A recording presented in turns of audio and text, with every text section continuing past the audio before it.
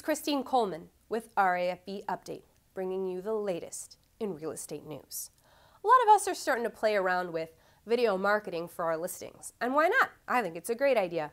Videos are a lot more exciting than an MLS sheet, and videos rank higher on social media than text and pictures. All this boils down to video marketing being a good thing. Now, we're not saying don't try this at home, kids, but our #1 recommendation is definitely to hire a professional. A professional, well-made, sleek video is bound to get your listing or tip video blog a lot more attention. Here at RAFV, we have several business partners who specialize in videos, so be sure to check them out on our website under Business Partner tabs. But what if you're the creative type? Or you have some time on your hands? Or maybe your marketing budget isn't quite there yet? Well, make your own. And we have some great tips for you today on how to do so. I'm here with Andrew Schones of BothAnd Pictures, and he's going to give us some tips and tricks of how to make an excellent video for our listings.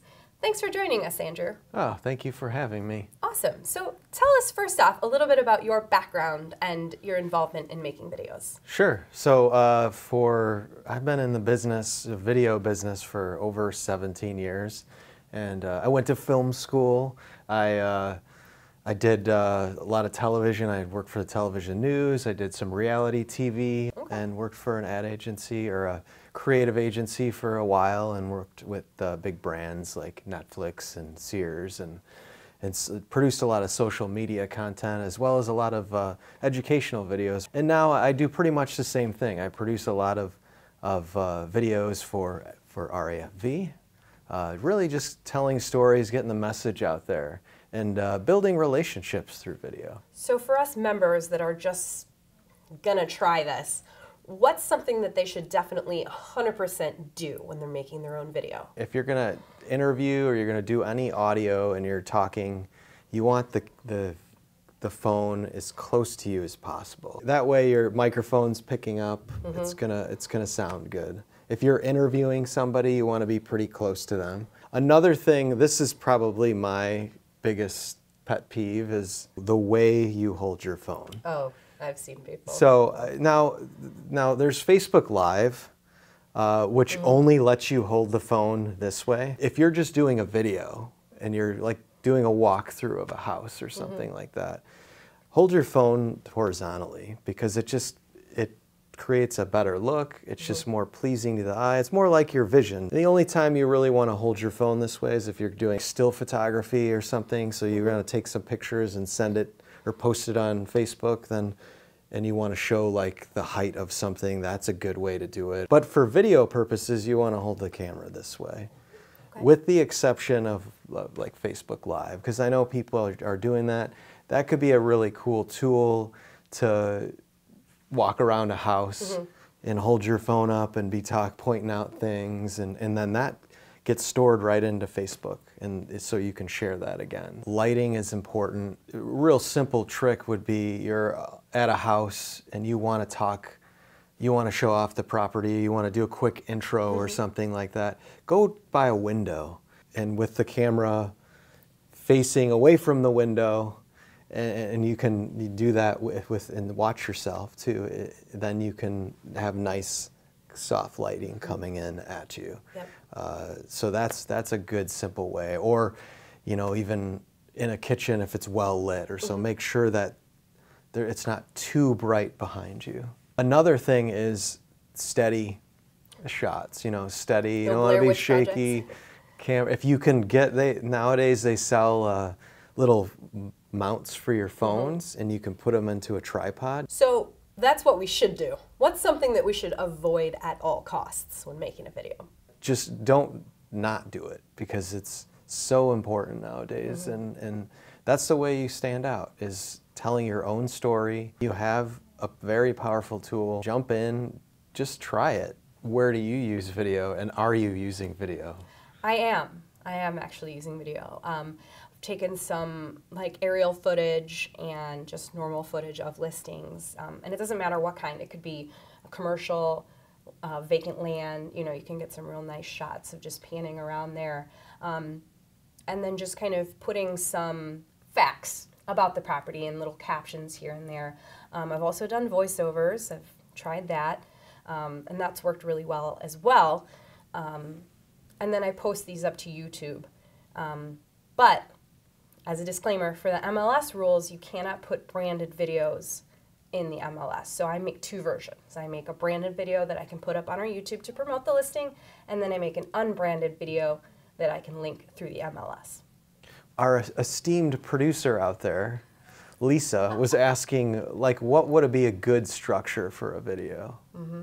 And you said earlier it's all about storytelling. So yeah. Do you have to have a good beginning, middle, and end?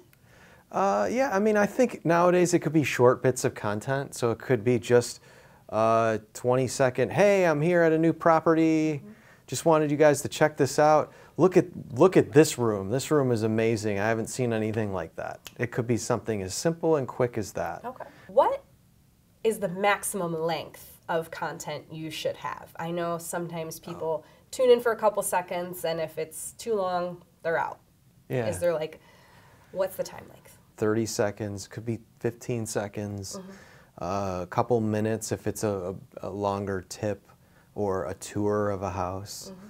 I think if you just start and stuff will come to you, you know, just start playing around. And one tip that I recommend though is that you upload your videos directly to each platform. So like you said, you had to create something specific for the MLS, and then you've got YouTube, so you've got a different format for that. And then I recommend posting directly to Facebook as well, because Facebook has a lot of great insights on video, and you can see right away how it's doing, how many views it's getting. So you're not recommending to upload to YouTube and then just link that to Facebook or other social media platforms? I don't. I recommend that you upload it directly. One of the reasons why is on Facebook especially, when you're scrolling through the timeline, if it's just a video link to YouTube, it doesn't autoplay. You might have a little thumbnail, but with Facebook, you scroll, it starts playing. It's going to be yeah, you have to, or you click on it, or and that's important for you. You know, you're doing it's traditional kind of videos of properties and stuff. Sure. But there's probably other content that you could share for your clients and people. What would be a good tip for that you're giving your clients? Well, I think a lot of people have questions on the home buying process. So that might be a video I might create, is just giving them a couple steps of, you know, here's the process. Because when people are first-time home buyers, they generally have no clue. You know, they might watch HGTV, but it's a little different. So giving them a kind of a checklist of what to do might be a good video. Yeah, absolutely. And I think that's fantastic. And it coming from you, then it, again, builds that relationship. So they're more likely to stick with you. I mean, there's so many choices, right? Everybody's got, so how do you stand out? You know, create your own content. I think that's the key. It's no longer just a sign in the front yard or a billboard or whatever. Handing out a business card. Yeah, you know? It's like video content or you know, visual content is really important. Yeah, making sure you're the expert in the field that they can know and trust. About how often should you post in order to stay relevant? I wouldn't worry too much about it. You don't want to be too daunted by the task of doing it. So I'd just say start. Okay. And do it as often as you can. And I think you'll eventually find a groove. Okay. And you know, I think I think the easiest place to start would be just make sure you're posting property videos and start doing your own property videos. Start like just showcase a couple rooms in a house or whatever. Start there. Start with because that's the stuff you know. Thank you, Andrew, so much for your time today. We all appreciate all the helpful tips you gave us. And thank you all for watching. We appreciate you tuning in to RAFV Update. I'm Christine Coleman. Thank you for watching.